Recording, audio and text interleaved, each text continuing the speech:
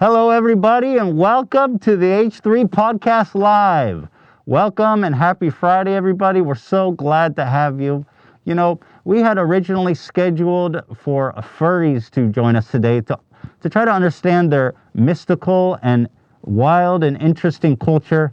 That didn't work out, but what we do have is thousands of dollars worth of furry suits with no purpose or use for them. So here I present to you me, Ethan Klein, in a furry suit. I've got a lot to say about it. It's very uncomfortable, and this looks like the beginning of a snuff film, I would imagine. But it's real hot, so with that being said, let's get right into the show. Hila, do you have anything you want to add to this? No. Hila, step in here and say hello to everybody. This is my kawaii. Oh, Hila. Poor guy. She's a real... Oh, her mask is coming off. Mask off! It's all falling apart here, ladies and gentlemen. Hila, tell the people about... Yeah, Hila doesn't talk. She's too kawaii. But she's got the moves. She's into it. She's ready for a cuddle. She's ready to get in that cuddle mound. Right, Hila? Nope. No, she said. Well, guys, enough of all that. Let's go ahead and get started today on the H3 Podcast Live. Do we have an intro or anything to cut to? No, we don't. Okay. All right, well, let's go ahead and mosey on in there.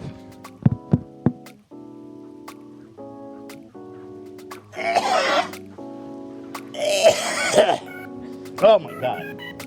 So, guys, wow. We've scheduled a furry episode, and all that we have left is thousands of dollars of furry suits and a story. Dude, so the suit is actually... The mask is so brutally miserable inside. And it smells like chemicals. I said, Hila, don't breathe inside the mask. You're going to have a miscarriage. Seriously. I mean, this shit was made in China. We got this shit on budget. I think it was 1,000, or was it 1,000 for both, Dan? I think it was 1,000 for both suits. Something like that, yeah. So, because usually these suits, I didn't know, they cost upwards to $3,000 for the whole suit.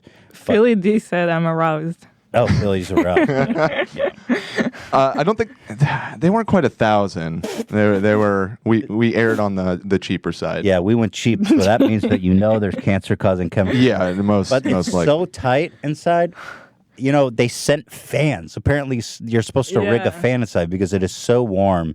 And oh my God, it's just miserable. I don't know how you could spend a day in this thing. You know what I want to? Okay, well, at any rate, that's let me get out of this fucking nightmare. I gotta say, it's really choking. Like, that takes dedication. Do they wear it like all day? Can someone come and zip me? No, I got it. You keep carrying the show. You're covering my camera. Yeah, carrying the show. What does that mean? I don't know. Okay. I'm back. I'm drinking coffee. Wow. So, originally we were scheduled to have furries on today, and I was super excited about that because I just find the whole culture so mystifying, so confusing, so truly bizarre and strange. And so we had the prominent furry. He was the guy. He was the guy scheduled to come out today. We had booked the hotel and the flight. You know, we had bought the suits. We were invested. But apparently the furry community is not without its drama because he was getting a lot of pressure. He was being harassed to cancel it because apparently I think I'm transphobic. I don't know. I don't know how that started. Well, the transphobic thing started from I made a joke about cutting my penis. What was it? I made a joke about cutting my penis off. Your penis touched the toilet bowl. Oh, right. And so you're going to cut it. It's one of your tweets. It's a serious, it's like a comedy book, really. My tweets are a comedy book? Yeah, if you had like a coffee table with like little comedy. Yo, I just got a book idea. I had tweeted out something that like my penis had touched the toilet bowl seat. Yeah, so and now I'm going to have to change my gender or something like that. And so they got angry because they're like, gender has nothing to do with your penis. gender. See, I was transphobic because just because you cut your penis off doesn't make you a woman. To which I respond, I made the decision that my new identity was going to be as a female. Oh, I said I was going to change my name to like Eleanor or something. You know. I cut my dick off, and I want someone to fuck me in my dick, my empty dick cavity. Slot. Whoa. Dan, you up for it? Let me sleep on it. I'll let you know tomorrow. So they said I'm transphobic because I made a cutting my penis joke off, and you know, I guess, and there's just so much to ask about the furry thing. But we're bummed it didn't work out. It didn't work out. Yeah. He told us. Especially after putting one on, I have a lot more questions now. Yeah. The truth is that I was coming with open arms and an open heart. I really wanted to understand them on a human level. But now that they've canceled me last minute, it was just gonna be lighthearted. Bullseye on the furry. I'm kidding. No, it's kidding. really not that serious. I'm not mad. I just thought it was. We just wanted to have them here and just talk about it. I was fascinated by them. Much like Joe Rogan has scientists on and exactly industry professionals, furry in a fursuit. But they canceled about a couple of days out because I guess the guy was getting so much criticism and backlash. It was too much for him to handle from the furry community. So on one hand, I don't, I totally understand his decision. That's his whole life. That's his whole thing. Yeah. It's just a shame that there was so much outrage that he had to cancel. Yeah. And we should say there were a lot of furries on Twitter and also that emailed us that were like, not all of us feel this way. We're all bummed it's not happening. So that's true. It wasn't a universal outcry, but that's true. Yes, that's a good point, Dan. I did receive a lot of emails of people wanting to fill in for him. But when that happened, I was like, you know what? Maybe it just seemed like, wait, this is way too serious. Yeah, this is too much for this guy is getting harassed just for coming on the podcast. So, there you go. That was a $1,000 gag. I hope you guys enjoyed it. But I so worth it. I do wonder if I'm sure we'll find a good use for those. I mean, my goodness. If not, when Theodore grows up, he's got 2 costumes already. Dude, he's gonna fucking die of cancer if we make him wear that thing. Shit. So welcome everybody to the H3 Podcast Experience. Happy Friday, everybody, and top of the morning to you. I'm Ethan Klein, your host, and with the beautiful, lovely Hila Klein. Round of applause. Round of applause. Yeah. Now, before we get started today with our main topic, which is that so funny. So you guys probably heard about the Adpocalypse 2.0, which I will explain later. But I came across this article of somebody was cutting Filthy Frank into kids app. Videos on the kids app for YouTube of him giving instructions or him making a joke of saying, cut it, remember kids. How's that? Remember, that's not no. Good. Remember kids. Sideways for attention, long way for results. Something like that. End it. And so some wise guy was editing that into actual kids apps videos, which is so stupid and insane thing to do. But some people wrote articles about it, and it's hilarious. So we've got a whole scoop there that you guys will enjoy along with us. But before that, Hila, I'd like to show you something. Okay. You are a fan of good pizza, right? You have a strong feeling about pizza. You like good pizza. You do not fuck with bad pizza. That's true. So here, I found a video of Mastre de Pizza, the master of pizza, okay? Okay. This is a Brazilian pizza shop, as I understand it. Love it already. So, if this doesn't make you hungry, I don't know what does.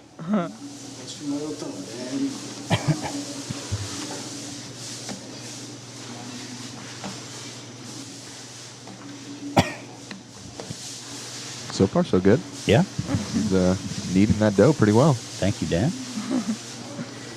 So, yeah, all starts good. I mean, there you have it. It's a little bit of a tear, but we can patch that up. That's all right. Yeah, we can patch that up. Not to worry. Minor issue. This is the master of pizza we're talking about. So, man, that's like the bottom of that. That's not a lot of Put the sauce. sauce right on the hole. That's all right. Oh my god. I don't know what that is. What That the cheese fuck? or is it rice? It looks like rice. Okay, so rice. More rice. What? And now, Hila, get excited. What? Get excited, my dude. This is really Is that Alfredo sauce, by the way? Or is it I guess it's some sort of cheesy... It looks like mayonnaise. Is that organic? I think that's organic. And then some corn out of a can on the raw hand.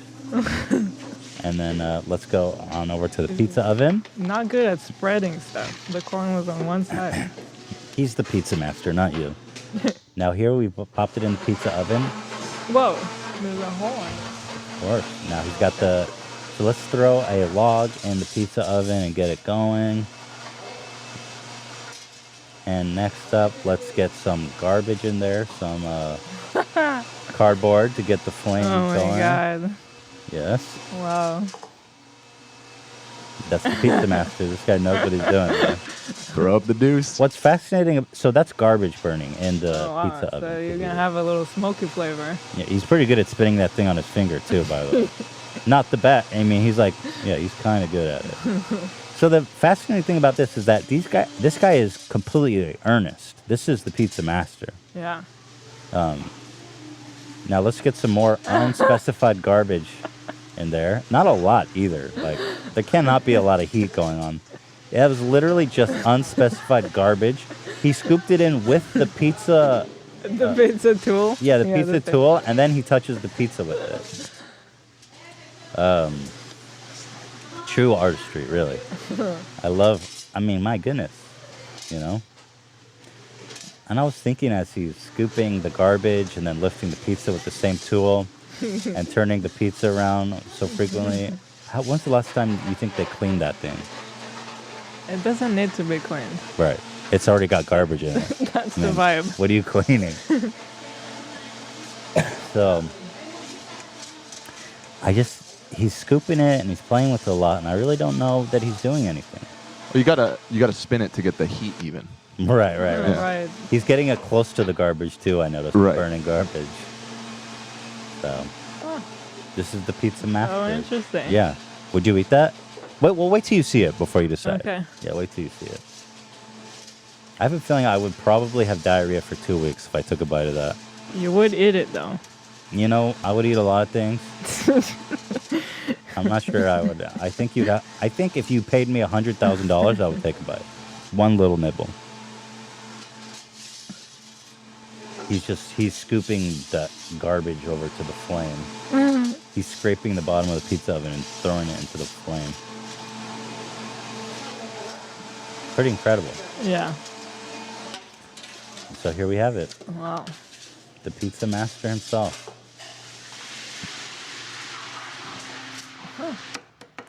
Yeah, it looks kind of good until he starts cutting the pieces. And then you realize that it's just... And then three little olives thrown at it. He doesn't know how to spread stuff. So that's why you wouldn't eat it. Yeah, I got it. My biggest problem was with the spreading. As long as it's organic, I'll eat it. Very what do you cool. think? Different cultures, you know? Yeah. Speaking of different cultures, And we've eaten a lot of street food whenever we're in Mexico and stuff, and it has made like, me sick. What to do be you honest. think that we were eating?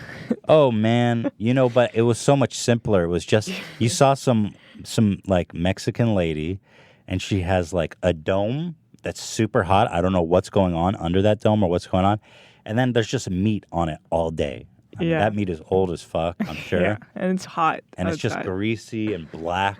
It tastes bomb, Yeah. but I did have diarrhea Yeah. all the time. All the time, like every day. Non-stop diarrhea. No. The food is so good, though. Yeah, you gotta eat it. Especially the street food. It's like my favorite. Yeah. But They're like, I'm like, how much is that taco? 2 cents. And I was like, I'll take 5. When you eat that kind of food, you get negative calories because you shit it all out. You're like, man, I had like 20 tacos today, but I'm at negative 200 calories. It's a good diet. Yeah, it's a great diet. Speaking of cultures and different food, you guys know I'm a huge fan of Salt Bae, and I just saw this morning. I really wanted to share it with you guys. You know, I have a problem with Salt Bae. He's all flash. He's no substance. This guy is a shitty cook. It's freaking disgusting. So here, I saw this video today, and I'm like, here goes freaking Salt Bae again. So have a look. First of all, what is this meat? Okay, that doesn't look like appetizing. Let's just put this on a bun. All right. Like, that thing goes on a bun is already so insane. Let's take a vat of melted cheese. Way too much. Way too much. Just because you lift it doesn't make it fucking edible, dude. That's meat to feed like a whole family. Now 1 egg on top because who fucking cares? And now the bun on top. That's it. And now let's take this steak and drive it like it's a vampire through it, and a ton of salt. So that's apparently gourmet cooking worthy of Instagram. I mean, that's a nightmare. He's trying to crack the egg, I guess, but it doesn't happen, so he's just squeezing it. My favorite part is how he drives a steak through it like it's a fucking Dracula. It was the bone, right? Yeah, it was the bone. Oh, it was the bone? Yeah, it was the bone. Whoa. Like, dude, yeah, that's what I want in my middle of my sandwich is a huge bone. How do you even eat that? You don't. You throw it out. I love cheese. I love meat. I love egg. I don't find that to be very appetizing. It's like a new genre, the Instagram cooking. It's like, it's not even meant to be eaten by anyone. It's just for the video, probably. Yeah. It's but it doesn't even look appetizing. That's my problem here. And No. you know. But what do people who follow him think? This is a repost, so I haven't seen the original. But usually when I see videos like this, it's like 20 million views, and everybody's going crazy about it. Yeah. Even the caption on that, though, seemed to be kind of getting down on him a little bit. You see that? Where, on the sidebar? Yeah, the Instagram, like the caption.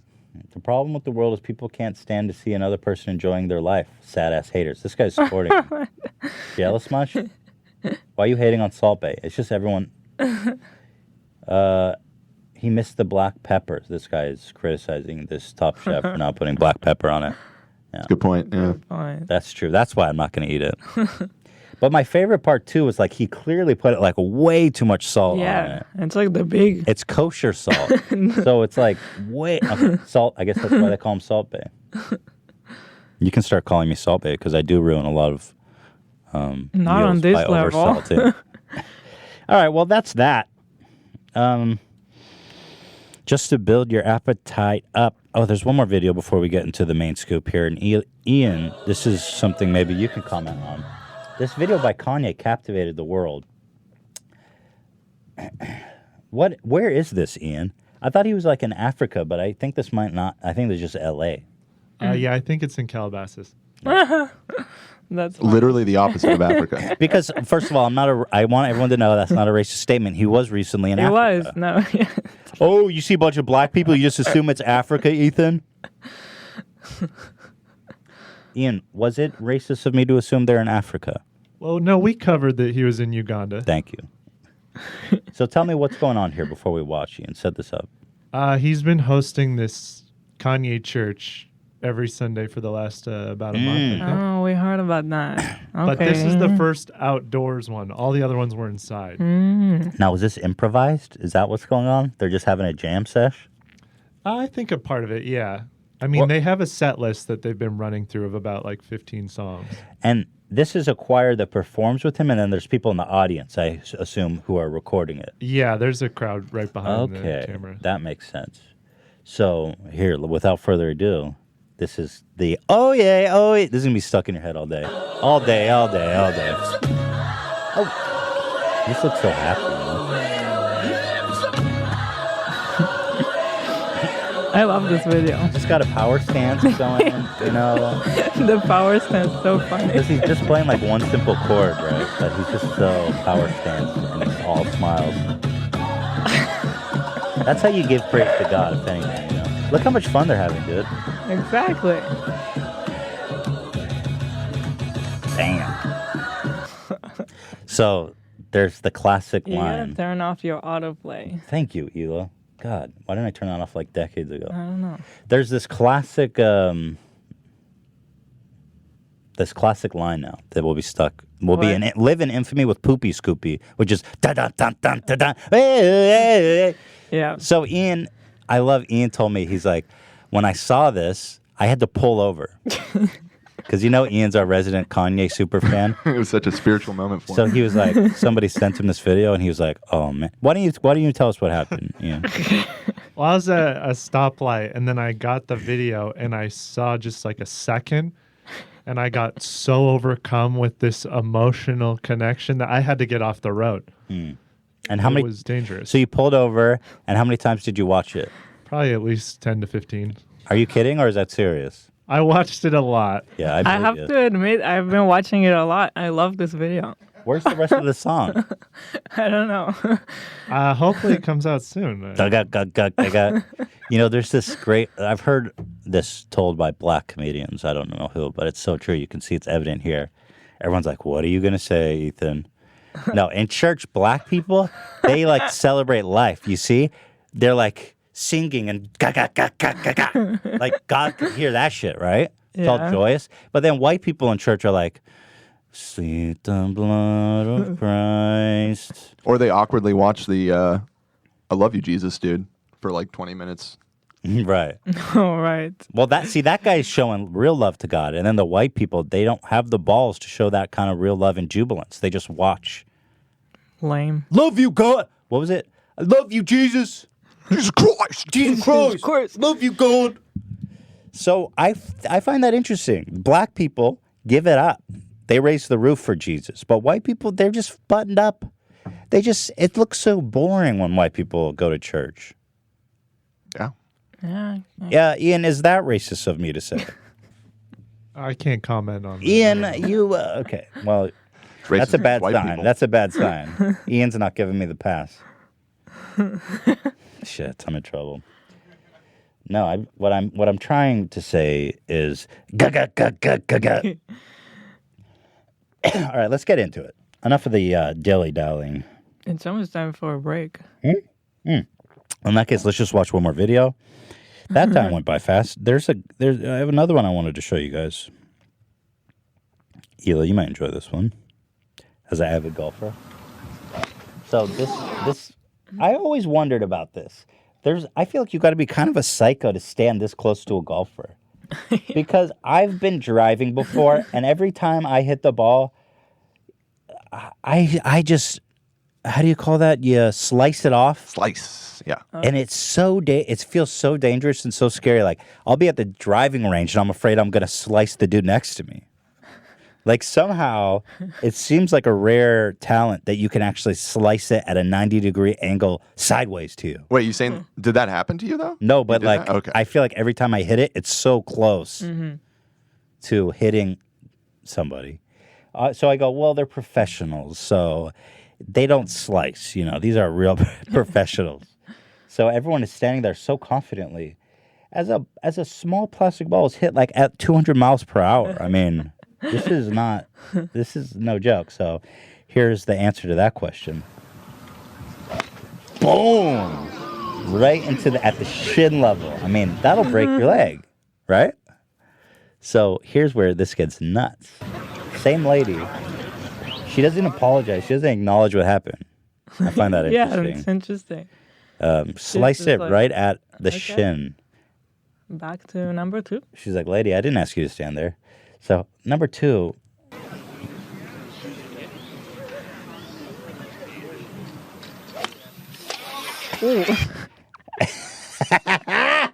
Same lady. She hit the same lady twice. It's so loud. It sounds so painful. Oh, it's brutal. And it's like a point break hit. And now the lady who gets hit, she goes, make her cut it out. As if like she's doing it intentionally.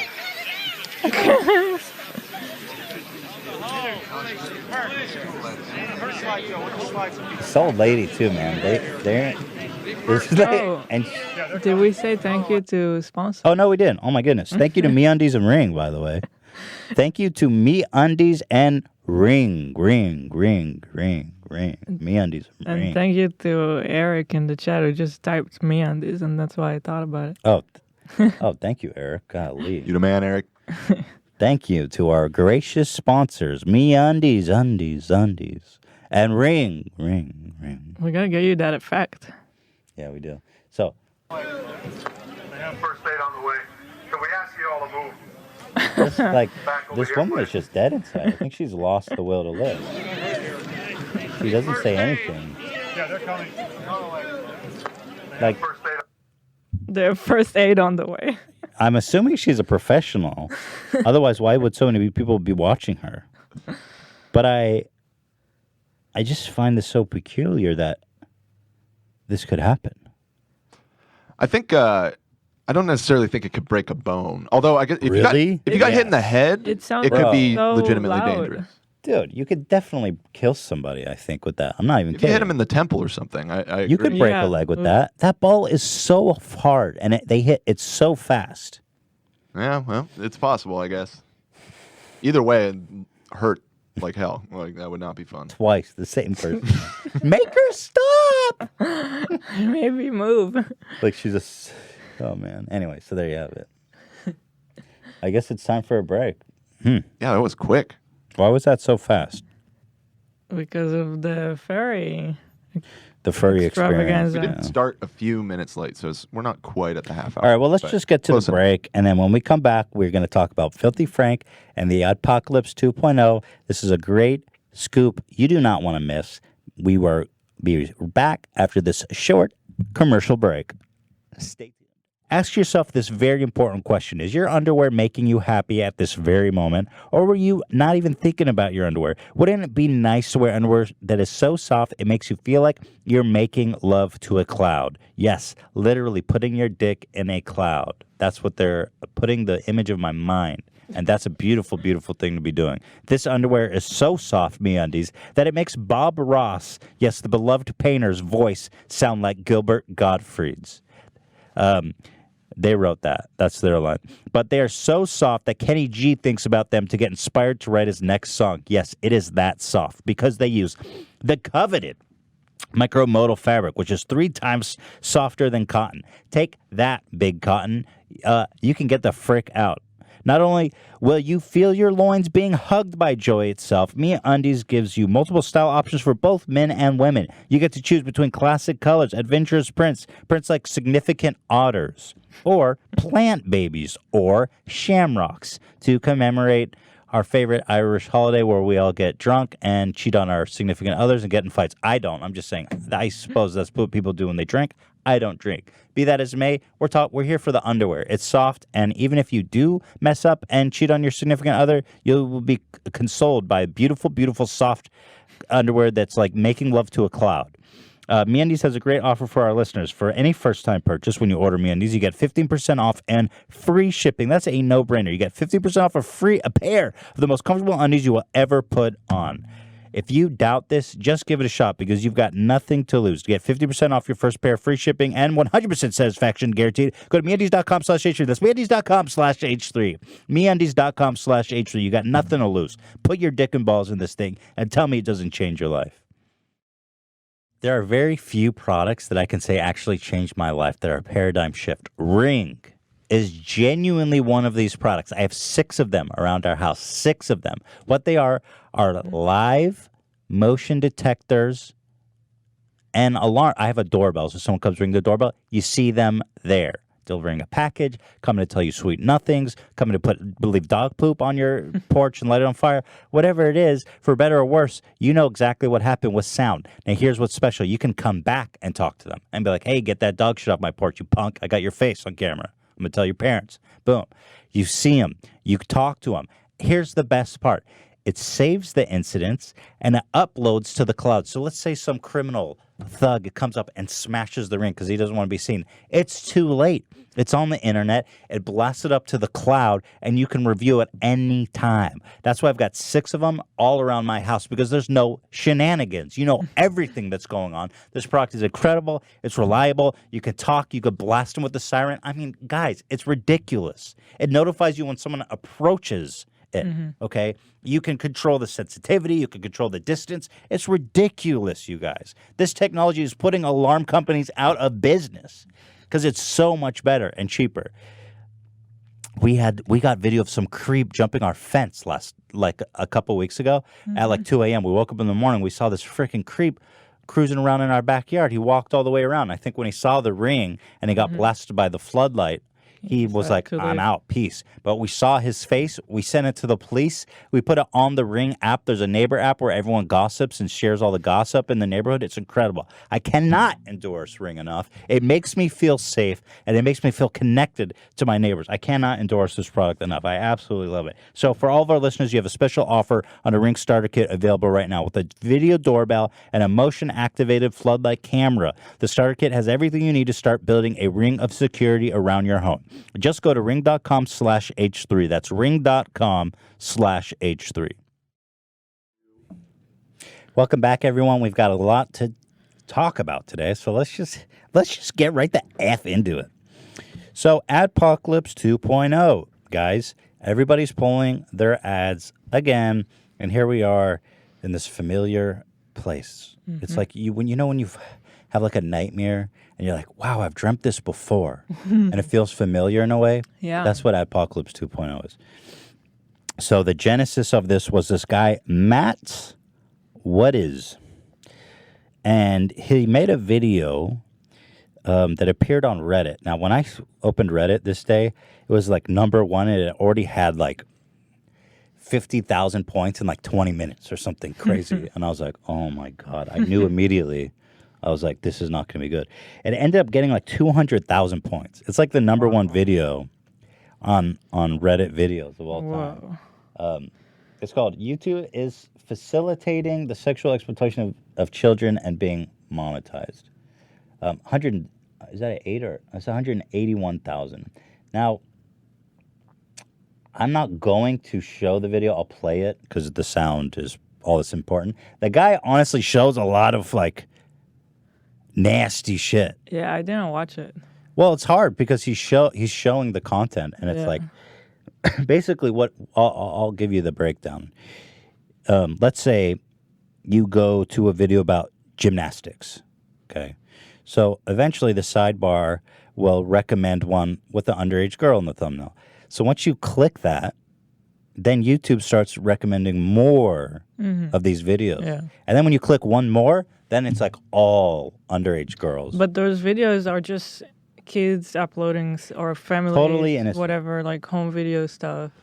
Just regular. That's exactly right. Yeah.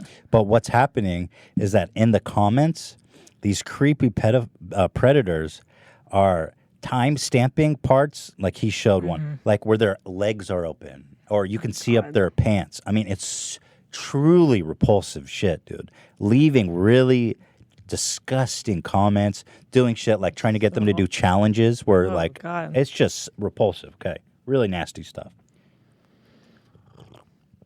So the guy did good work in exposing something that really does need to be addressed within YouTube. And let me just play a snip of his video. I won't put it on the screen, like I said, because it has like kitty porn in it. I have discovered a wormhole, as I would call it. Well, it's like upskirts on 8-year-old girls. I don't want to show that. Yeah, no, I'm not saying you should, but into a softcore pedophile ring on YouTube. Yeah, that's a good way to describe it. Here, pedophiles are trading social media contacts. They're providing links to actual child porn in YouTube comments. They're trading unlisted videos in secret. And YouTube's algorithm, through some kind of glitch or error in its programming, is actually... So it's not a glitch or an error. That's where he gets that wrong. The algorithm is almost a victim of its own success. It's so smart. It's so good at what it does that most of the time, the people that make the algorithm don't even know what it's doing. It has one prime objective, which is to keep people on the website as long as possible. So there might be a pattern it discovered of people clicking through these videos and then clicking those ones, and they watch them all. And so the algorithm knows, like, hey, when you click, it doesn't have a moral judgment. It doesn't have a moral compass. It just knows, hey, when you click a video of a little girl doing gymnastics, then the likelihood that you're going to watch this other video of little girls playing whatever, you're going to watch that whole video too. And so he's right. When you click, they changed it now, but I did test it at the time. And he's right. It only took a couple of clicks, and then all of a sudden, it was all real nasty shit. Disturbing, too. Like, there was... But a lot of times, that's just how it works. Like you said, innocently. It just recommends you what you're watching. So it's just logical that it would is happen. logical that the algorithm would do that. Yeah. And I do give YouTube the credit of the doubt in that. I mean, technically, there's nothing wrong with the content itself. That's right. It's just home videos that families or kids are uploading.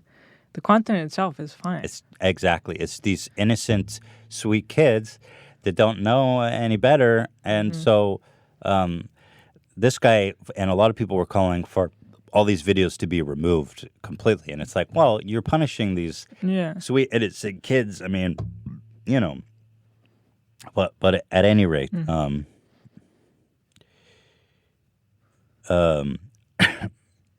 was I talking about? I lost my train of thought.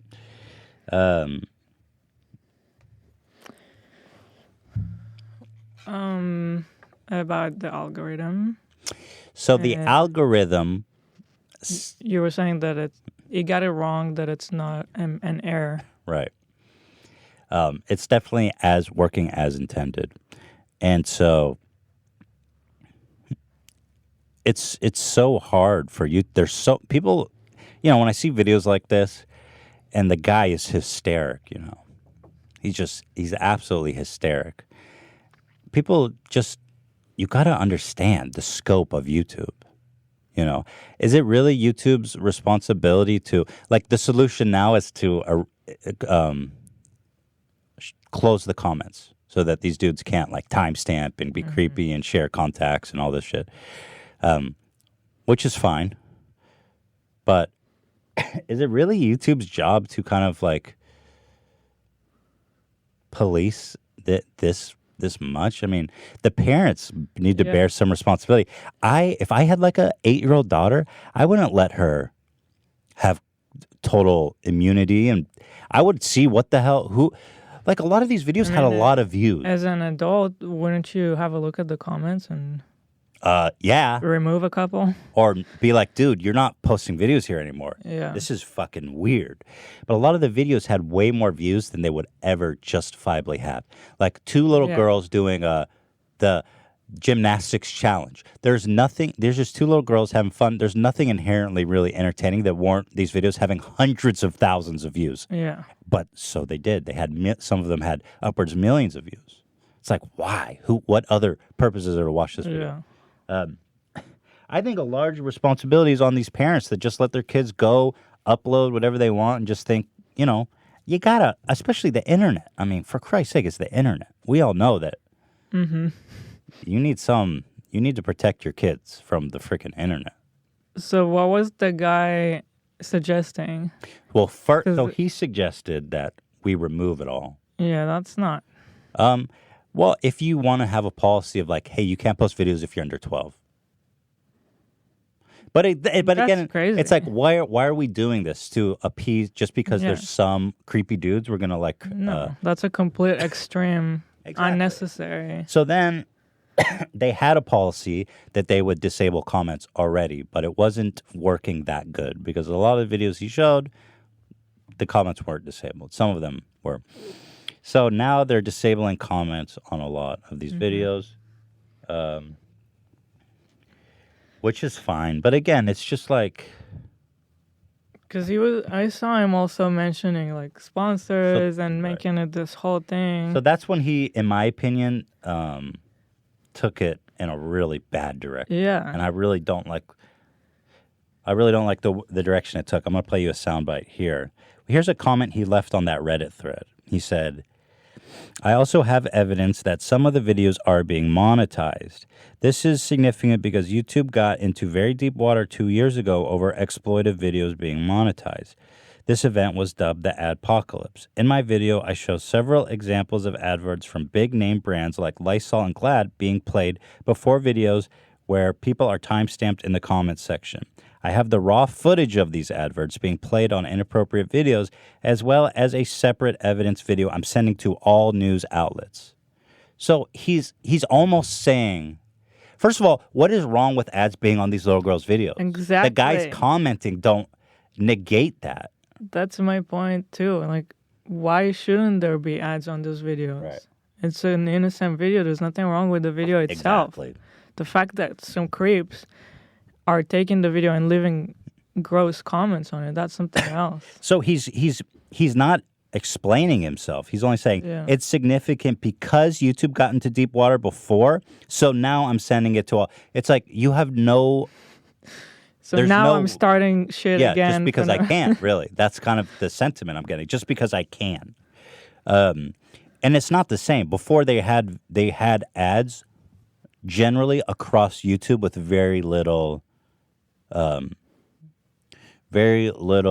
curating. They had ads on like ISIS recruiting videos, and they had ads on all kinds of crazy shit.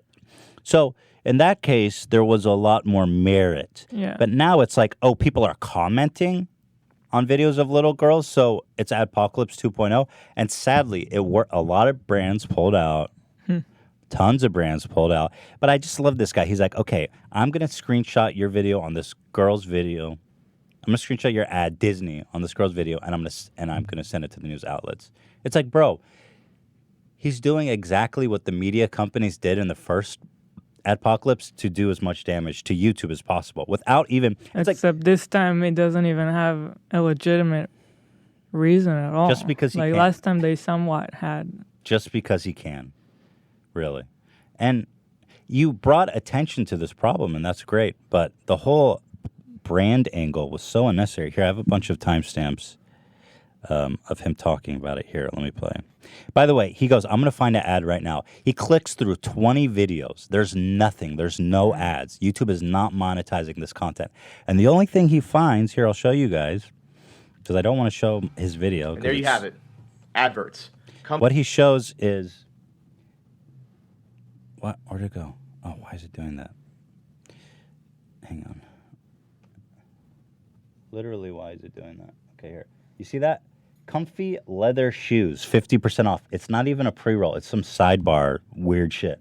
That's the only ad he found in like 20 clicks in his video. Oh, just on the page. Yeah. It's not I don't even know what that... It's not even a name brand. It's some weird shit on the sidebar. Literally above the recommended videos on the sidebar. So, again, I find...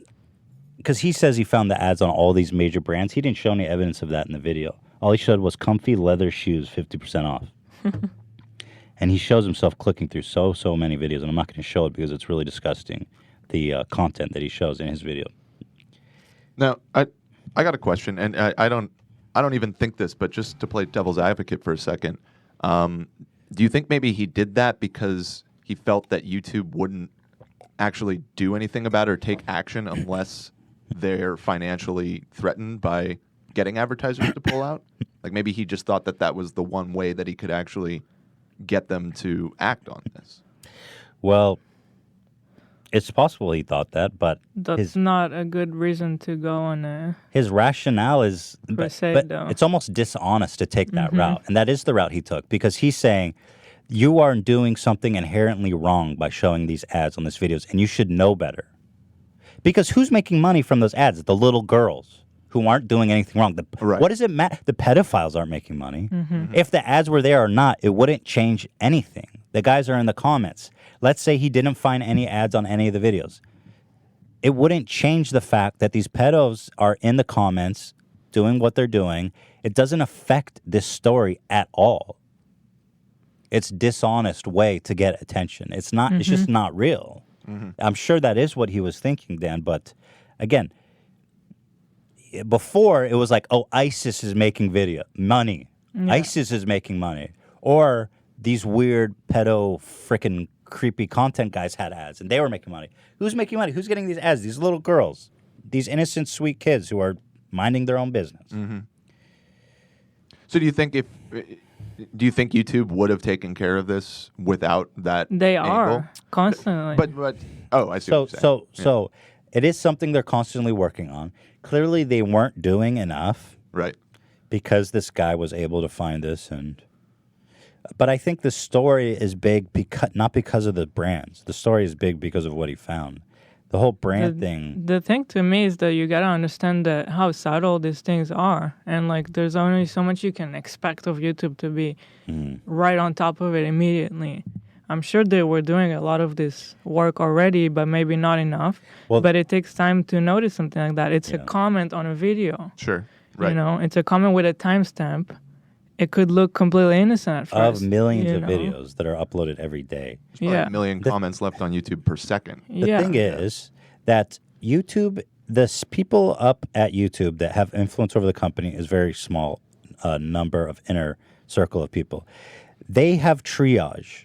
They address the critical things that they see as the most urgent. So when this guy makes his video and then it becomes this whole media circus, all of a sudden that becomes the top of their pile of triage because they have to address this issue that now is more urgent than it was before. Doesn't mean it wasn't on their list or maybe they didn't know it was so severe, but their resources are limited and they're always working towards something. Right. So he just moved it to the top of the pile, which is fine.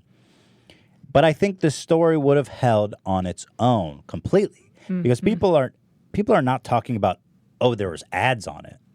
That's not central to the story at all. No. It's not material at all. I mean, he doesn't even bring it up till like 6 minutes in.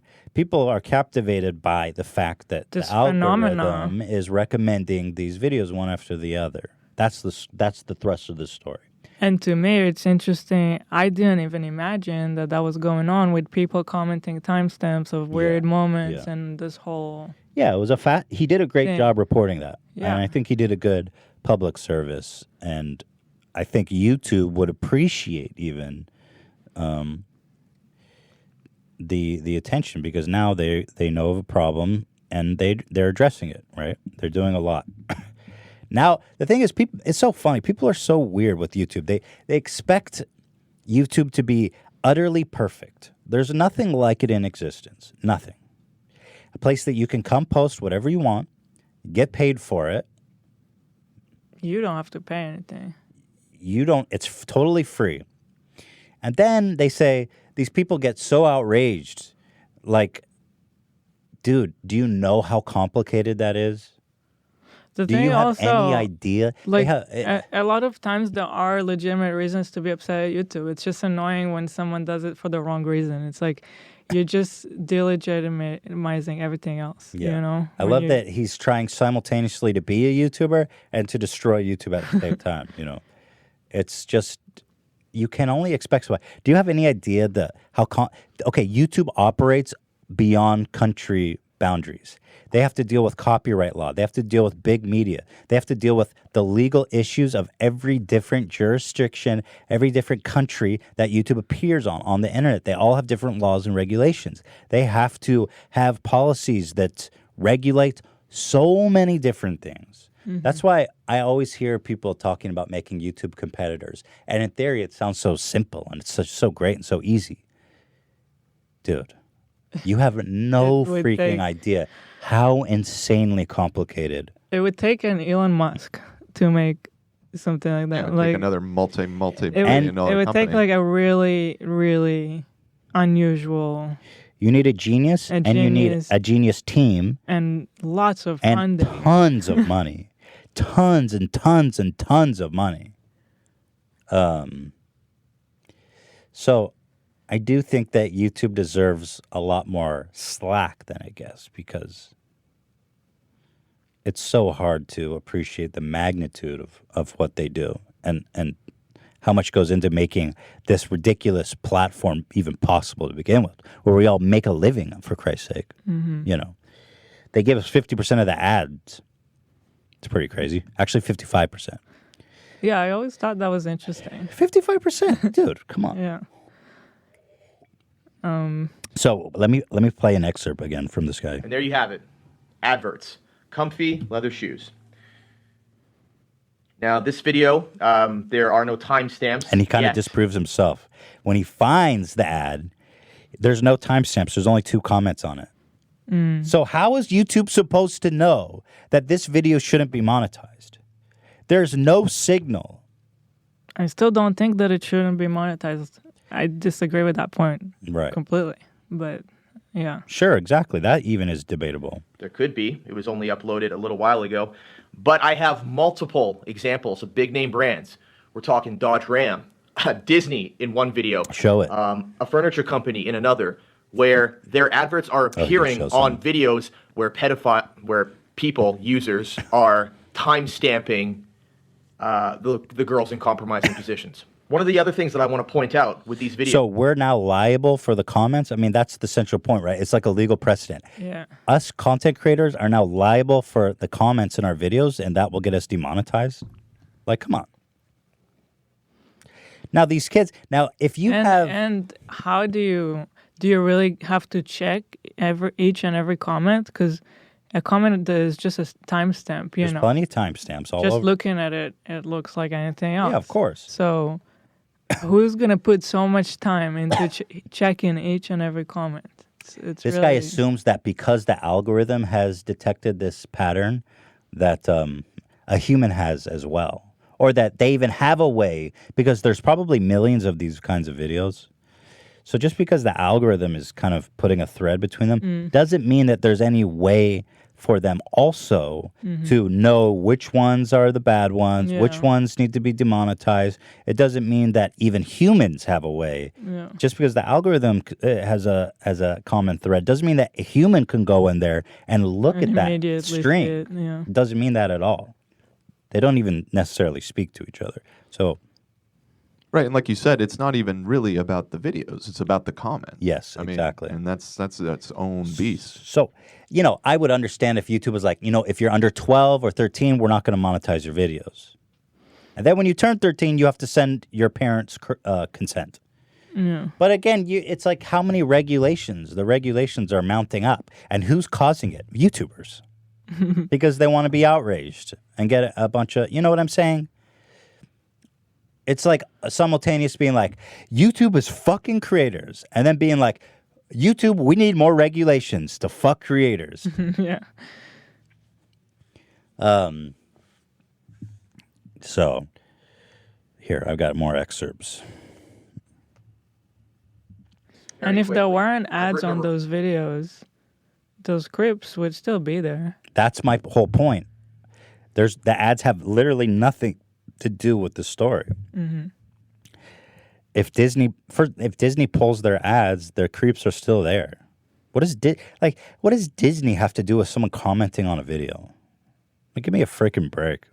Report, and I'm sending that report out to every news outlet that I possibly can, and I'm hoping that people will do the same. To test this out yourself. Go try it yourself. Go open a private window. One more thing that I want to show is now that I've been looking at all of this stuff, once I go back to the main YouTube page, you can now see how, look at how... By the way, just because it's showing a bunch of kids... here, let me show you. He's like, I went back on the homepage. Dude, just because you're watching a bunch of videos of kids doesn't necessarily mean that anything's going on. You could, if you're a kid, you might be watching other kids' videos. You are watching. Yeah, exactly. You're not watching my videos. So again, it's like, I don't know. It's so over the top, it's just so ridiculous. So now YouTube has been forced to super overreact. Yeah. So now if there's inappropriate comments, they're going to demonetize your video. And there's tons of good channels that are now, their whole channel their comments are being turned off and their videos are being demonetized. Like if you have parents and their kids and videos and this whole thing, their channels are being That's a huge destroyed. Genre, by the way. Huge. Of legitimate, families making content together. It's a whole thing. Yeah. And then there's tons of brands pulling out. I just like to be like, why? Oh, because there was inappropriate comments on a video my ad showed on. What? So what are we going to turn off all comments across all the platform? It's just so stupid. The story is good. The story is good. You don't have to make it, he got so hysterical about the brands. It's like that was so beside the point. Secondary, yeah. Wasn't even any dairy. It was zero dairy. You know what I mean? Here's another thought, though. I mean, and I'm just playing devil's advocate here, but again, the issue here is the commenters, not the content creators. And so, is there anything YouTube can do to address that side of it? I mean, they've created an environment where people feel safe just openly making creepy comments on it. Like, nothing's going to happen to those commenters because they're anonymous and there's no real way to figure out. Look, it's a comments thread. It's the internet, dude. What can you do? You can either be a parent and fucking watch your kids. Remove comments. Don't be so fucking lazy and just put your kid in front of YouTube and assume that they're going to raise your kid. Disable the comments. Right. Or don't let your kid on. Or erase them. Or just fucking accept that the internet's weird. And when you put an 8-year-old out there, you're going to see weird shit. That's the biggest. Yeah. Right? Welcome to the... So basically the alternative is like scorch earth, where now YouTube's been forced to disable ads and comments on a ton of video just so they can prevent the times when dudes leave creepy comments on videos and advertisers get angry. For, I don't even know why, because this guy's hysterical. It's the internet, dude.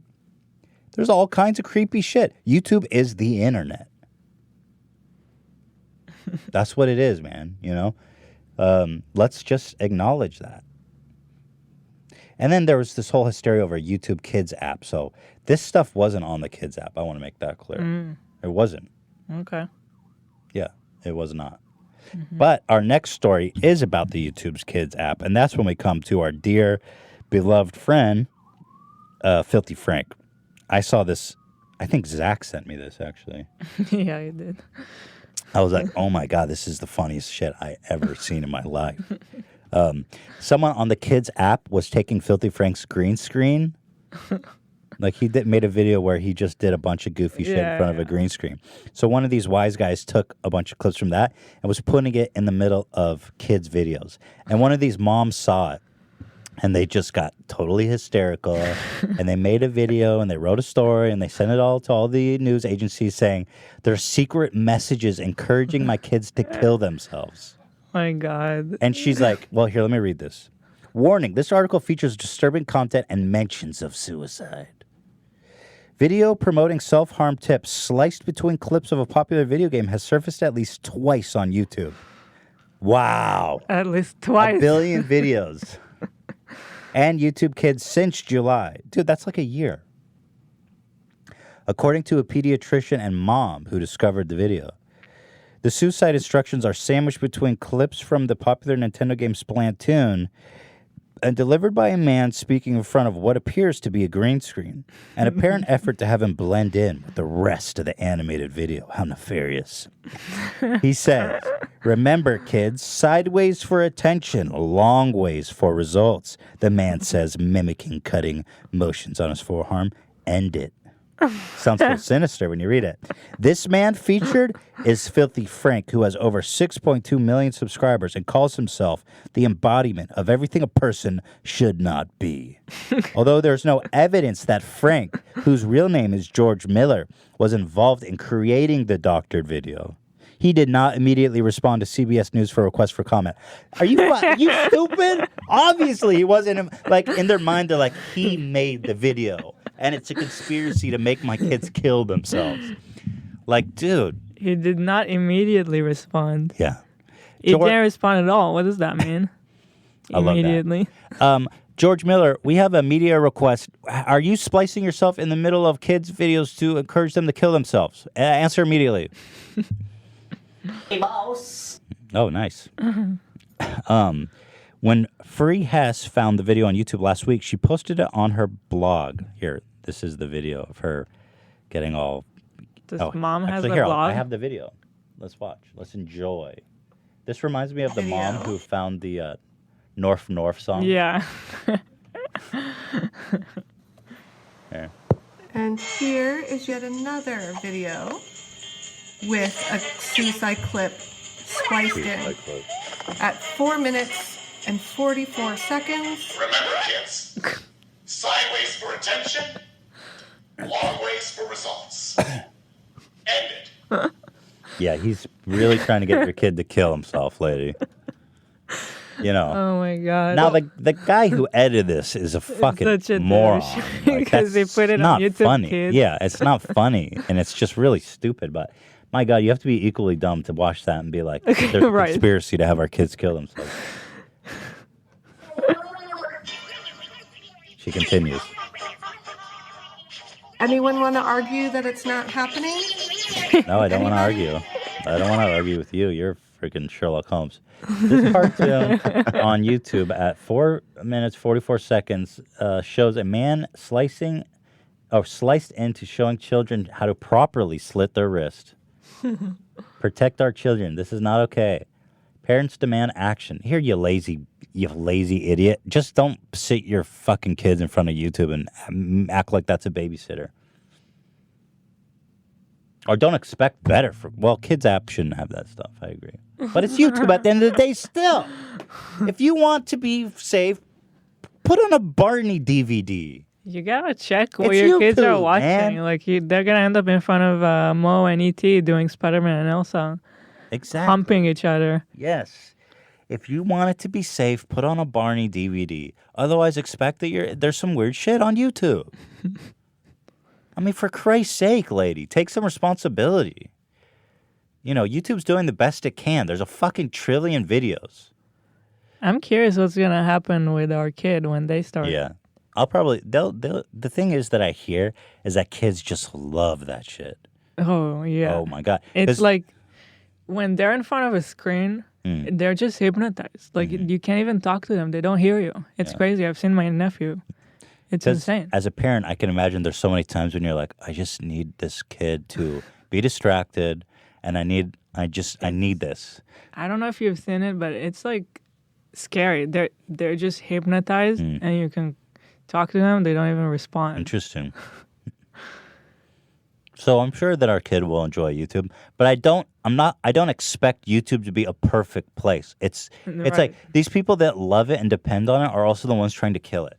They're like, oh yeah, my kid watches YouTube 10 hours a day, but I saw one thing that's inappropriate, so I'm going to message all their sponsors. Now, was this incident on the YouTube Kids app, or was Yeah. this This one wired? was. This one. This yeah. one was on the kids app. I mean, I feel like there's a little bit more leeway to be upset about that because I mean, I agree. there is. YouTube's overtly saying, "Hey, this is Yeah. safe for kids," you know? I Yeah. agree, but Dan, But how do you still. detect that?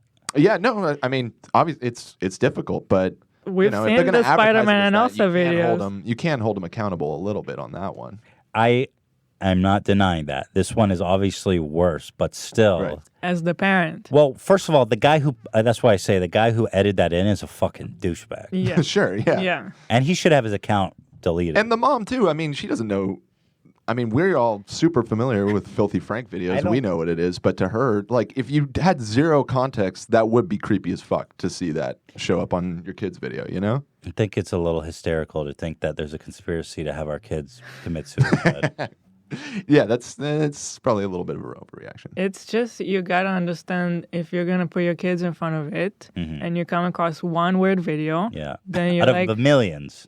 oh, little kid, don't watch this one. Let me put on something else for you. It's like it's just Right. you gotta be that curator. You don't you gotta be exactly. diligent. You don't have the control. You're trusting YouTube to curate content made by thousands of different people, thousands of different videos, shit that you don't know what's in it, you don't know what's going to pop up. YouTube says, yeah, we do our best to make sure it's all appropriate for kids, but again, this is a platform that's run by algorithms. They don't watch these videos. It's literally impossible. There's millions of them. So you are trusting YouTube to entertain your kid, which is fine, but you have to understand the machine. Okay, it's not putting them in front of a Barney DVD with in a controlled environment where you know exactly what they're saying. It's fucking. There's millions of YouTube videos and millions of different people.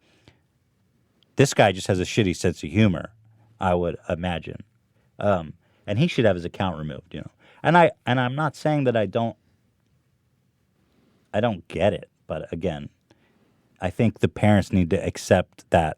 Look, this is not a perfectly controlled environment. They try their best. But regardless, I thought it was just so funny that, like, of all people to see in hot water. Because George was always very upfront about what his content is. I mean, he's not trying to pretend to be anything he's not. George has felt that Adpocalypse Adpocalypse before anyone even knew what it was, because he was always demonetized. That's right. Yeah, before anyone was, he was the original. He never made money from his videos. One time he showed me his analytics, how much he earned on a ton of views, and I was like, it took my breath away. I felt so bad for the guy. Because on the same amount of views, videos. Totally. On the same amount of views, we were making like 5 times more. And we weren't even making, like our CPMs were way worse than some of my other friends. So when I saw that, I was just like, oh, it hurt so bad for him. So yeah. So in short, Filthy Frank is running a conspiracy to have our kids commit suicide. Hey, mouse. By the way, are parents assuming that kids just watch that and they're like, oh, I'm going to kill myself? I was thinking about that. Does a 5-year-old even understand what he's talking about? Of course not. No. Yeah. That's why, as the parent, you saw this. Okay, close it and don't play this video again. They're like, oh, man. They're like, oh, shit. Now this razor that I found, I'm going to know how to use it. I'm going to kill myself now. It's ridiculous. Come on. We all just need to chill out. It's fucking ridiculous. Dude who made the video needs to chill. Mom who made the video needs to chill. YouTube. The people who wrote the article needs to chill. Everyone needs to chill the fuck. CBS News. Hila, you need to chill. No, I need to chill, that's for sure. Theodore, you need to chill. Theodore needs to chill. He's been kicking your ass. Theodore's been kicking a lot in Hila's tummy. Every morning when I wake up, he's moving a lot. I don't know if that's normal. I think probably. Or maybe he's just a super athlete. He's got the genetics. Like his dad. Does. Yeah, like his dad. 3 months away from having that baby, by the way. Oh, my God. 3 months before that kid's going to be another one on the YouTube Kids app. 3 months, man. Wee. Crazy shit. So there you have it, folks. I hope that was informative. There you have it. So make sure to let all the advertisers in the world know that YouTube is not a safe place for them. Do you think it's sustainable that we'll be able to continue being anonymous on the internet over the long term, like 50 years from now? Is that going to stick around, that element of it? Because it feels like so many of these problems, are related to that, like these commenters or the people posting these videos. Well, how do you even, I don't know how you would address it. I'm just curious what you think. Like, I honestly have no idea. I have no idea. I really don't know. I feel like these problems are not as big as they seem. It's over exaggerated. Yeah. So I mean, there are plenty of other places in this planet that it's much more difficult, if not impossible, to be anonymous on the internet. You know what I mean? That even on YouTube. I believe so. I'm not super knowledgeable about this, so. But again, they're leaving comments. That's not a crime. Yeah, but say like in South Korea, for example, I believe in South Korea to get an internet connection, it's like registered to your equivalent of your Social Security card, essentially. Very interesting. And so your real ID kind of follows you around the internet. So if you say or do something, it's pretty easy to track it back to you. I'm sure there's a way to circumvent it, as there is for anything. Right. But it's not like here where you just create an account, and if you're using a VPN, I mean, you're 98% of the time covered. Like nothing's going to happen to you. I think that's a very I need to think about that. I have no idea. I really think it's just that with social media and everyone having like immediately the platform to create a crazy story just by tweeting it out or making a video. Mm-hmm. It's just that it can really over-exaggerate stuff, and I think people are going to learn to put it in perspective and be more wary about learn to trust your intuition when something is a problem and something is not. I don't know. It's like what we had to learn how to deal with criticism and like all the negative comments, and you understand that it's really a loud minority. It really is. It's not representing of the majority. So, it's something like, I don't know. It's just that, I mean, this is just one person, and she's able to tweet it out, and now there's an article about it on the news. Right. I don't know anything about her. Well, and this guy who started this whole thing with 200,000 likes on Reddit. He's a super small channel. He had like 1,000 subscribers. Yeah. And he's just a dude talking to a webcam. I mean, anybody on earth could make that video. I don't know though, Dan. I don't know. Would that change the behavior of people? Well, like these guys in the comments in the gymnastic video or whatever. I mean, they obviously feel comfortable just kind of openly being a pedophile on YouTube, which isn't even like an underground website. Right. And, like we said, I mean, it's like, what do you do about that? They could be anywhere. They could be anybody. There's, not gonna. I have a feeling that people need to accept that there's just sometimes not things you can do. Yeah. We don't need to do something about everything. Some things don't. You know what I'm saying? It's just that now you see everything. Before you wouldn't. Like, there's just. The world is by far a much safer, nicer, more comfortable place than ever before. It's just that a lot more shit is visible. Yeah. Yeah, totally. I mean, we can't fix every goddamn thing. And it's not like this is human trafficking. This is just some nasty comments. It's disgusting. It is. It's really disgusting, but it's not human trafficking. Right, Hila? Yes. Thank you. Making me worried. No. I'm Anyway, so that's that. That's my hot take.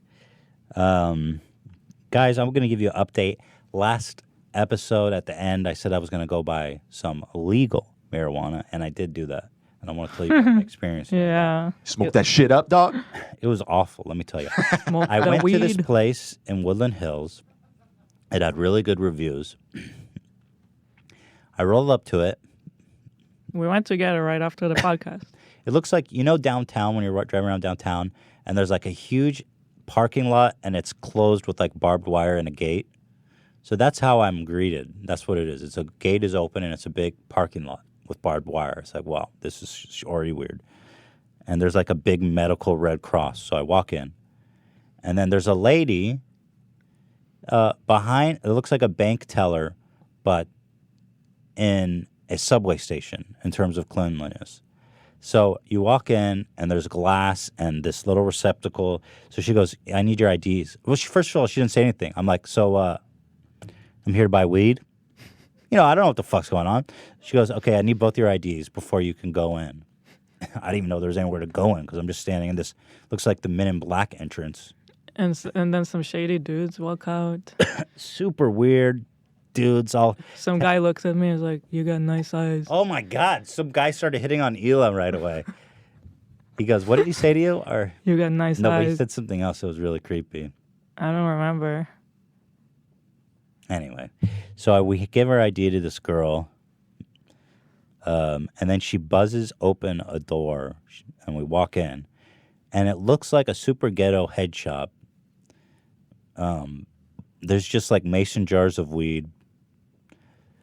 The dude behind the counter reminds me of my drug dealer in high school. And for some reason... Wait, it was a dude behind the counter? Yeah. There was two dudes behind the counter. Two dudes. You went to the wrong place. Wait, there's not a dude behind your counter? How do you not have a dude? It's every weed shop I've ever been to, it's like hot chicks. What? Yeah. Oh, wow. They were far from No, I mean, that would have been the first big red flag to me is like, oh, it's not like a tattooed hot chick with dreadlocks. I came to the wrong place. I got No, they look like two dudes that might mug me. As soon as I saw the entrance, I thought we were at the wrong place. Like I had when I heard that weed is legal, and I've been hearing about it from our friends when they go and buy stuff. I imagine like concierge, like the Mac shop, like when you go to Apple shop, and it's all like white and beautiful, and it's like here we got this pen. Professionals with like a belt on and shit. Yeah, I thought it was gonna be like that. No, these guys look like they were gonna meet me outside and rob me. They were gonna sell me the weed and then rob me when I walked outside. So, it felt still somehow like I was committing a crime. It did. It totally did. That was the thing that struck me. I was like, it feels like I'm doing something wrong. You gotta leave your ID and walk through a few doors. So technically, it is a crime still. What? Why? But it's legal. Because it's not legal federally.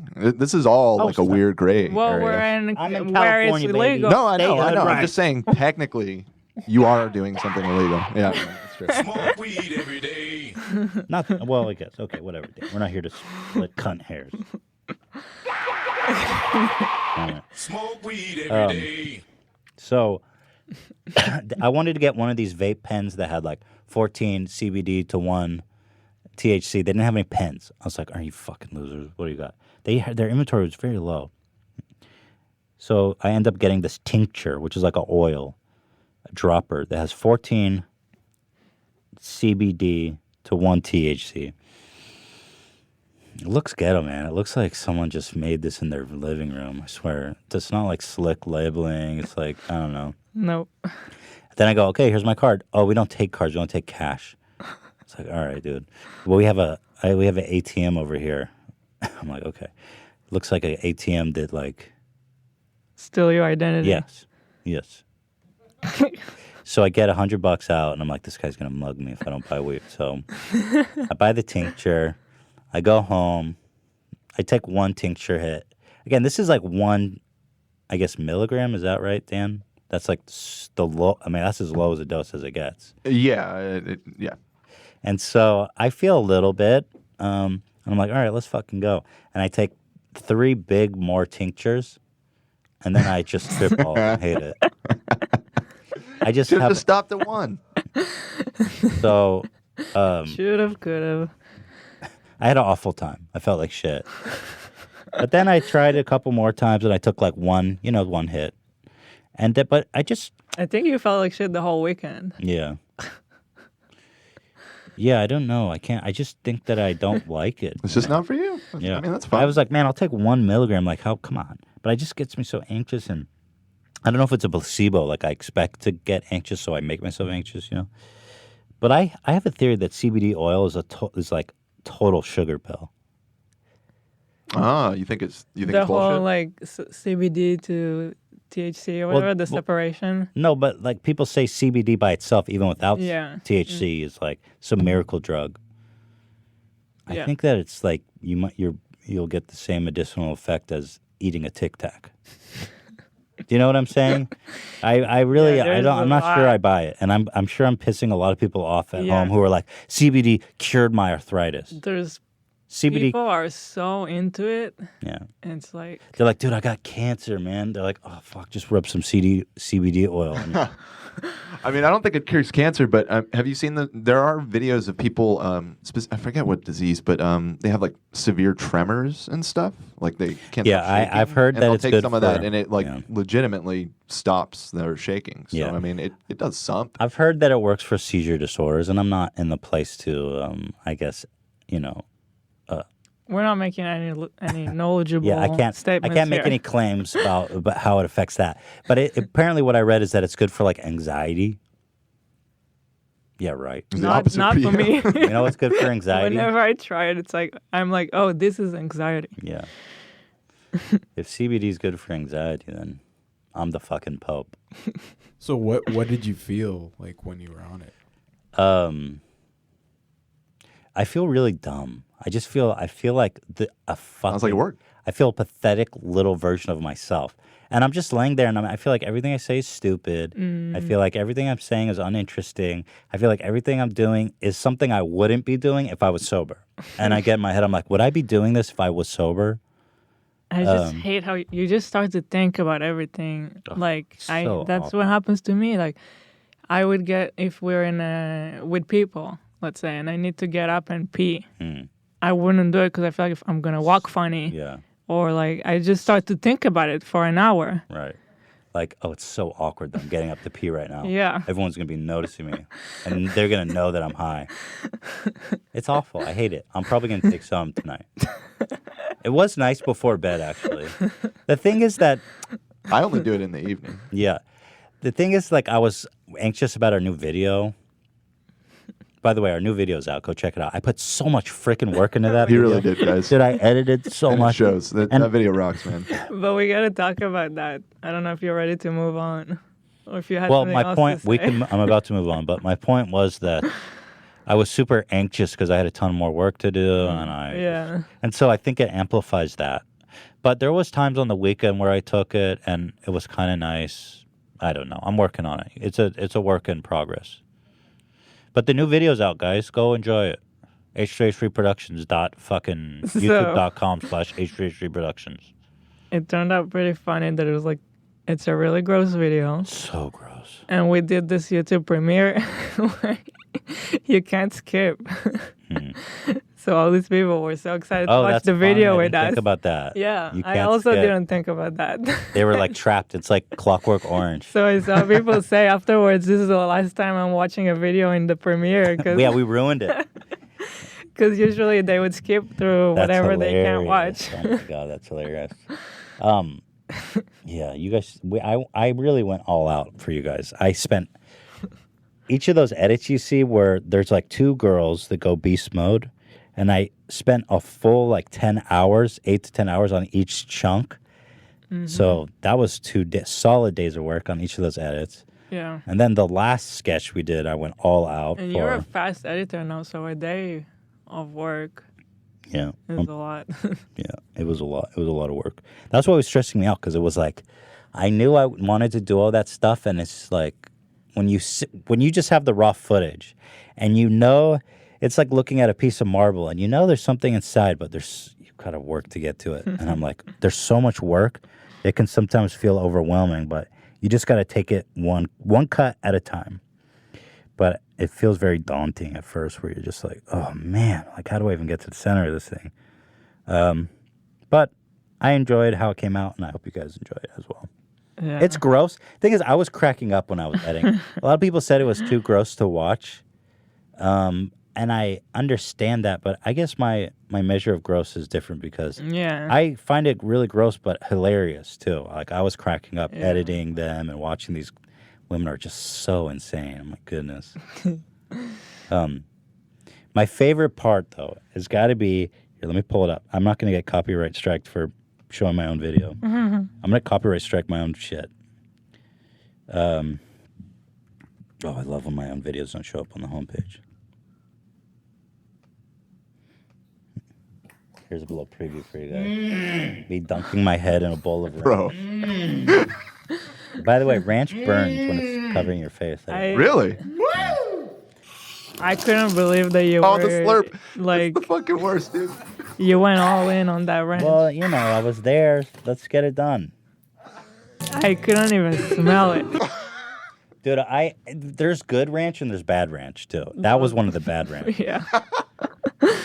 That was one that's like super tangy and zesty, and it's just like not good. But my favorite part of all. Oh my god. This took a long time to find the right sounds too. I was kind of struggling, but it came out good. But my favorite part is coming up here when she pulls like a tapeworm out and then sucks it.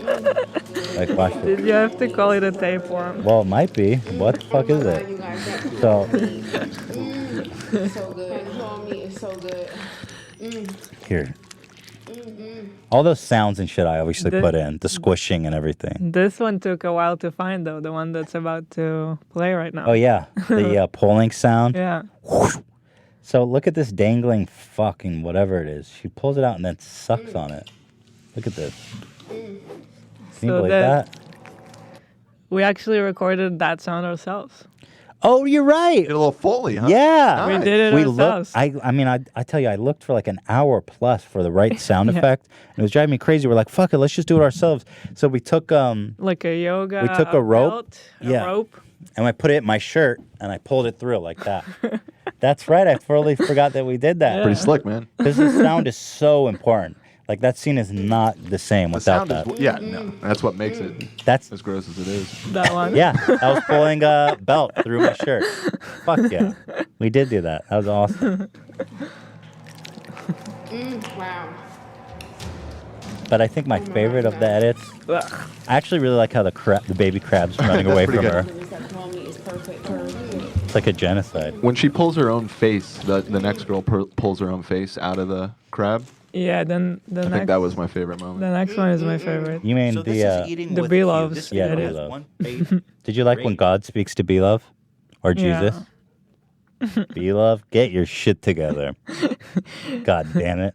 The greatest of all time, the Yeah, greatest Belove that is a ever legend. did it. Beloved's life. Yeah. She has 1 point. Ooh, it's Here, so much. this edit. right there. This is the one I did first. Yep. It's on another level. She has And a I was like, man, that literally- was really fun. I like it. It's really compelling. So I wanted to do one near the beginning as well. That was my thought process. But here. Lobster, the waste of Oh, life. God. Yeah, this was shocking. The amount of meat that came out of the leg. And I love how she goes, when she's taking a bite at first, she goes, what is this? And then she eats it.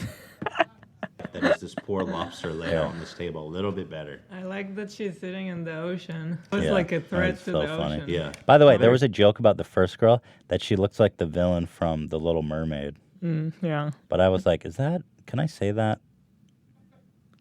I feel like I I should. don't know anymore. Yeah, no, I did. I know I did. But we cut it off because we're like, I don't know if that's like inappropriate. I kind of A little mean.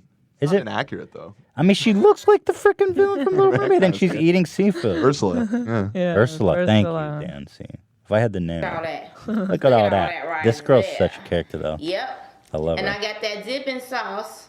First so of all, good. Love's life's on another level. She has literally another camera in the top left. To the ocean. Here. Yeah. Coming for you. You better keep these lobsters coming. Let me just tell y'all. Ooh. Whoa. So enthused. Did y'all see that? What? What? She's funny. Yeah, she's amazing. What? By the way, this is all butter that you see in the dipping bowls. It's butter. God. It's like their own sauces that they make.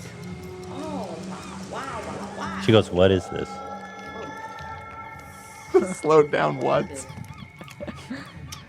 You know what I did? I took I took the what and I slowed it down to 50%, and then I had to add one where the pitch shift is maintained, or the pitch is maintained, and then one where it's not, and played them over each layered. other, and it came out really good. Nice.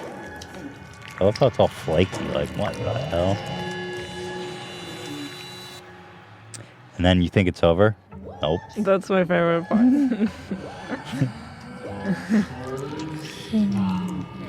And this sound came out really good, where it's like,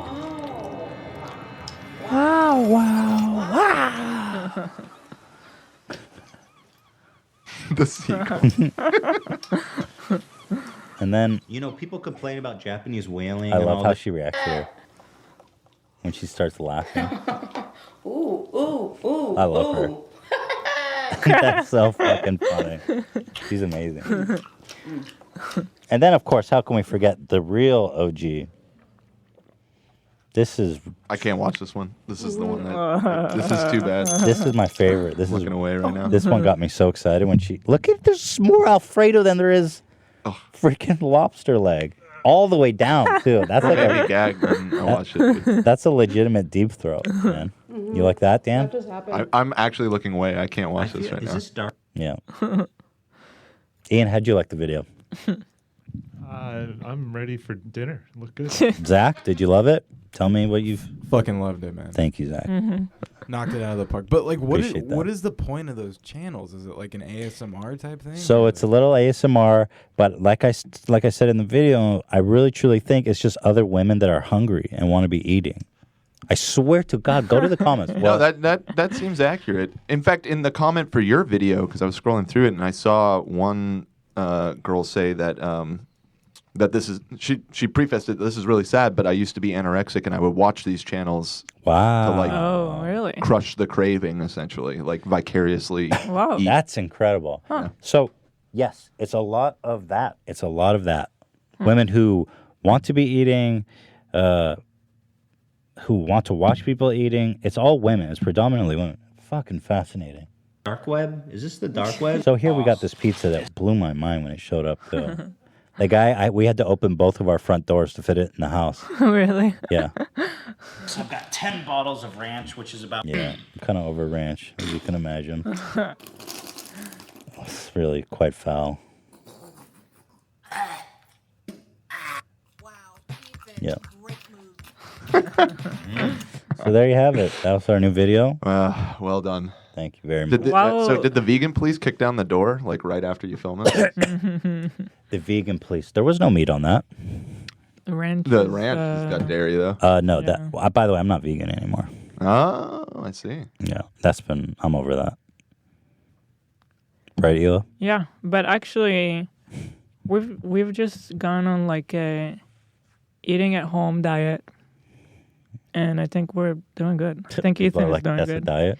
Where It's just we're trying to just eat healthy, a salad with every meal, fruit, just not because we would get busy a lot of the times during the week with work, and then we would order food. And I would pig out and eat like a fucking monster. You don't eat healthy when you're eating out. There's just no way. Yeah. But I'm doing well in the weight loss. I just am not vegan. Actually, I got to tell you the truth. I went 2 weeks plus vegan. I gained weight.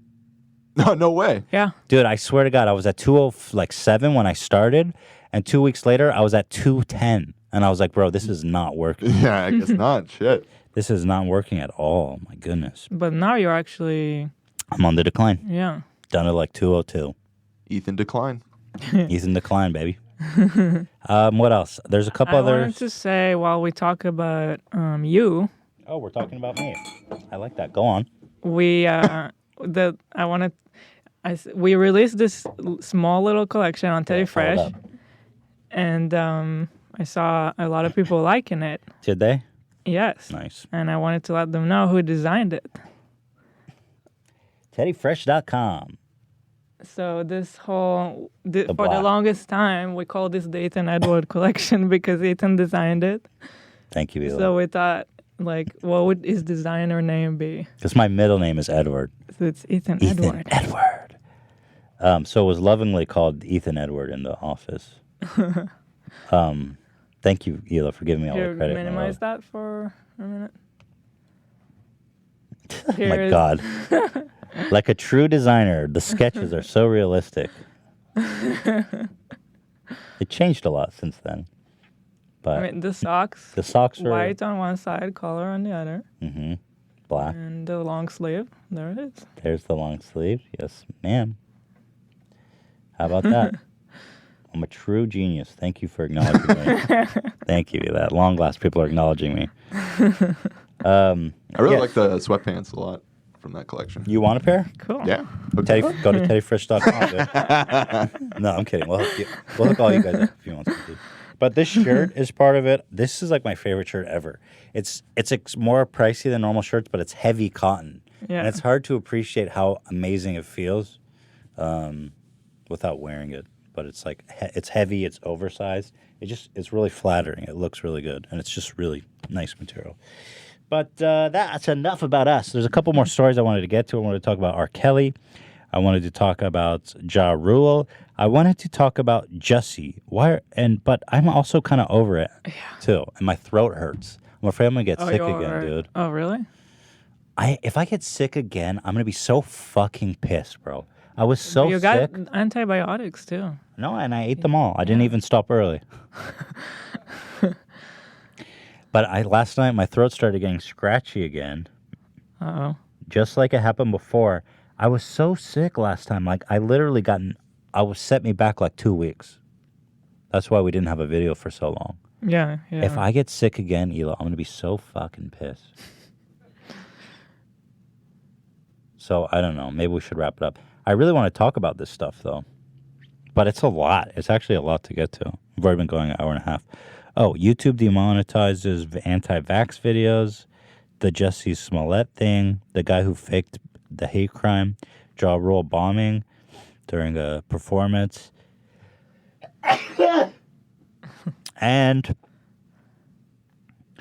R. Kelly. And The Bachelor, of course. Maybe we should talk about The Bachelor a little bit. Do we have a guest next week? Because maybe I can talk about this stuff next week. Not yet. Okay. Everyone's like, I know I'm tuning in At least next we can week. say publicly. Oh, wow. That's pretty captivating little clickbait IRL. It's been an hour and a half, Hila. Oh, okay. So let's wrap it up. Let's call it a day. Let's stop while we're ahead. Are we ahead? I had a good time. Oh, thanks you. I Did had you a all good have a good time. time? Ian, Zach, did you guys have a good time? Yes, I did. How are you guys doing, Ian? How are you? I just want to say to this guy who said, tell Ethan to get that hair off his shoulder. That's from the furry suit. Oh, shit. I just ruined the whole episode. That hair got everywhere. I didn't even Got put it on, everywhere. and I've got it all over me. From Yeah. just helping. Just imagine what your lungs guys look do it. like. Yeah. Ian, Yeah. how are you? Talk to me. I'm doing swell, Life is good. Why are you? Does it sound like you're being ironic? I got to pee so bad. Really? Zach, what about you? You good? I'm doing very well.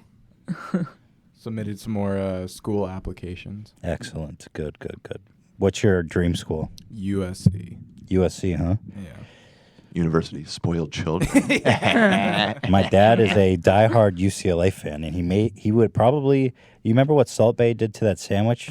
Well, the funny thing is, so am I. I love UCLA, and, but yeah, I feel like USC is a better school. How are you going to pay for that? That's expensive, right? I guess. Can I ask you for a raise? Student loans, I guess. Oh, Jesus. Financial aid, stuff like that. Oh, God. But you're only going to do 2 years because you're at community college now, right? Probably like 3. Yeah. You want to major in, what are you majoring in? Probably communications and then off to law school. Law school, you slick ass motherfucker. Do you know what kind of law? You're going to be in so much debt. Entertainment laws. Damn, look me up in 10 You're years. going to be our lawyer one day. I joked. Actually, I remember Zach told us that. I was like, you better not fucking sue me in 10 years. I can't believe what you have to go through here with those prices of college. Oh, man. You're going to be so fucked, Zach. And then, like, you have a loan for the rest of your life. But you're a good student. You'll prevail. Thank you. I appreciate it. No, you're a real good student. I wrote you a letter of recommendation. Did that work out for you? It was a beautiful letter. Thank you very much. You didn't read it, though. No, I did not. Yeah, of course. That would be unethical. Yeah. Really? You're not supposed to read it? If he read it, he wouldn't be thanking you. Yeah, if you receive a letter of recommendation, you're not supposed to read it because if what they write about you is secret. Because if you know and they write something unflattering or you're not supposed to interact with what, because it shouldn't affect. That would be such a... You know what I'm saying? Such a stab. Oh my goodness. Someone's like, yeah, I'll write a recommendation. Oh and then my you're right. God. Do not hire this person. Like, no, I wouldn't write a letter without the person reading it. But traditionally you're supposed to seal it. I didn't know that. And then you deliver it directly so that it's not read by anyone but the person. You seal it with wax so you know if it's been opened, You're like, Zach is a fucking piece of shit. I guess because otherwise you can just fake a letter about yourself. Is that the... Well, it's corroborated. I mean, you would have your contact info on it and shit. Yeah. But thank you again for doing that. You're welcome, Zach. Thank you for flattering me. Yeah, Dan, how are you? I'm pretty good. Pretty good. Yeah. Nothing else? What would take you to the next level of very good? Or just good? One of my best friends is moving out of town, and we had his going away party last night, so I'm a little bummed about that. Oh. Yeah. That's a shame. Leaving L.A. Where's he going? To bumfuck nowhere in New Mexico or something. Why? Idiot. Is he selling meth? Why is he going there? He's going there because he's getting a 2-bedroom apartment for $400 a month instead of paying close to $2,000 for a 1-bedroom here. Smart guy. Yeah, exactly. I heard a lot of people aremoving out of California. Yeah, no. Not only because it's so expensive. A lot of my friends have been leaving. Oh, no. Not only is it so expensive, but the taxes here are totally insane. So brutal. It's mostly the rent, though. You're right about the taxes. That's on top of everything, but the rent it's a problem. It's absurd. I pay out the ass for my place. I mean, if you can go get your own place for $400 a month, fuck. 2-bedroom, too. I feel like our parents have no idea what we go through. No, none of these stupid, obnoxious older fucks have any idea. They get to buy a house for $2. Literally, they used to buy houses for under $50,000. And in Los Angeles. You spend that in 2 years on rent. It's nothing. 2 years on rent? More like 1 year on rent if you have a nice place. That's a really nice place. That's a really nice place. Right. That's a really nice place. Not. But Dan says, how much is your rent, Dan? It's about 2.5 a month, and I got a roommate that we split. Oh, you split that, okay. Yeah. Okay. But you do not want to be having a roommate when you're And Dan, I mean, you make a decent salary here. Mhm. I know. I mean, I'm the guy that pays you, so I know. you know. Yeah. But like, well, I understand you're being economical, but it's like, God, you shouldn't have if you're to trying fucking to live with somebody. put some money aside. Yeah. Do you like living with someone, Dan, or do you prefer to have your own place? I mean, yeah, I prefer, but it's not really realistic, honestly. It's a waste of money. Yeah. Yeah. When I was in college in Santa Cruz, I paid over $1,000 to share a room. Jesus. Yeah, Santa Cruz was so I expensive. shared a room with a friend, and we were each paying like $1,200 a month. That's nuts. I remember It was a big being room, shocked but we 'cause shared. I when I came here, like, I didn't have a lot of money, and then we had to find a job and pay rent and do all this stuff, and it's like, what the fuck?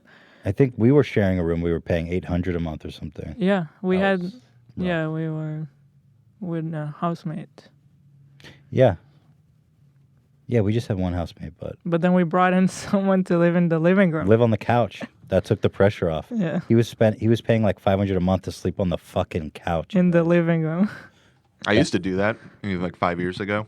We had somebody living in our living room and 2 couples. So there's 5 people in a 2-bedroom Wow. apartment. Yeah. Golly. When I was in college, I lived in a big house. There was 3 bedrooms. And then one of their friends was like, I'm going to move into the living room and I'll just pay all the utilities. And I was like, fine, whatever, that's fine. We all agreed. Then when I move out, the dude didn't pay any of the freaking bills. Right. Oh, shit. And they were and I was dead broke. I was trying to find work. That was when I was there. Hila just moved there. We're struggling to meet our own rent. And they're hitting me up like, hey, our friend didn't pay the bills. And so there's huge late fees and you owe us like $500. And fuck your credit, too? Well, it wasn't on my credit. It was on his credit. Oh, ouch. But they were like, hey, you owe us money because our friend didn't pay the utilities. And there was huge late fees. The dude lived there all year, and we were like months delinquent on all of our bills. I was like, what? And I was like, listen, I can't pay you for this. It's brutal. Brutal. I think I gave them a little money. I think you did, yeah. Yeah. I gave them a couple $100. Yeah, which was a lot for us. I remember. But I was like, what the fuck? Your friend like goes delinquent. But, everything was the Wild West back then. Every dollar mattered. Yeah. Fuck. Well, there you have it. Said it all. Right, Ian? Absolutely. What are your plans this weekend, Ian? Going to the bathroom. He's wiggling over here. He's wiggling hard. That's your plan for the weekend. I haven't given much thought. What am I doing? I don't know. Gonna go lurk around. That sounds weird. What the fuck? What? I'm not gonna get into details. You don't want to know. Apparently not. No, I don't. Keep that to yourself. Sorry I asked. Any Dan and Zach, any plans this weekend? Probably just chill out, listen to some Dead, taking it easy. We're making a shirt called The Grateful Ted. That's a play on a Grateful Dead design. I'm probably going to be playing some Apex Legends. Yeah. I'm into Kingdom Hearts now. Kingdom? Kingdom Hearts. I'm enjoying it, so I'm going to go play that.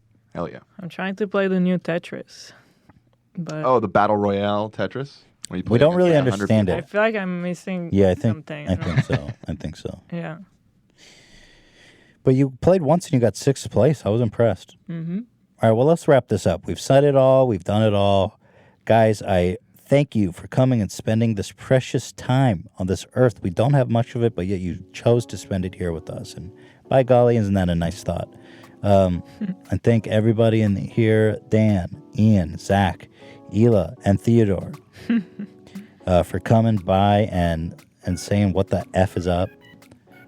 I pay them to be here, but, well, not you, Hila, but, you guys still come here by choice, even without the money. Right? Mm-hmm. Yeah. It's nice. I appreciate that. We got to do something with those furry suits. But regardless, guys, have a magical, blessed weekend. It's Friday. TGI Friday, as they say. Friday. Everybody get down with Friday. Is the music playing, Dan? Yep. I'm so excited to just get in bed. TGIF. Thank God it's Friday. Everybody get down with Friday. Yeah, TGIF. Thank God it's Friday. Oh. We should go to TGIF. Nah. Okay. What was it? What That about one that I Chili's? learned recently, like IHOP. sure. What? What does IHOP stand for? Oh, International House of Pancakes. I didn't know that Yeah. until recently. Well, you're not. You're new around here. But it's like mind blowing when you find out. Oh, like That's why they flipped the P into the B in that whole media stunt. International House of Yeah. Burgers. Get real. I don't like that. Yeah, get out of here with that shit. IHOP. IHOB. Come on. Give me a fucking break. Alrighty. I guess that's it, eh? Yes, sir. Song's almost over. Okay, guys. Thanks for watching. We'll see you Thanks next week. for watching. Bye, everybody. Bye.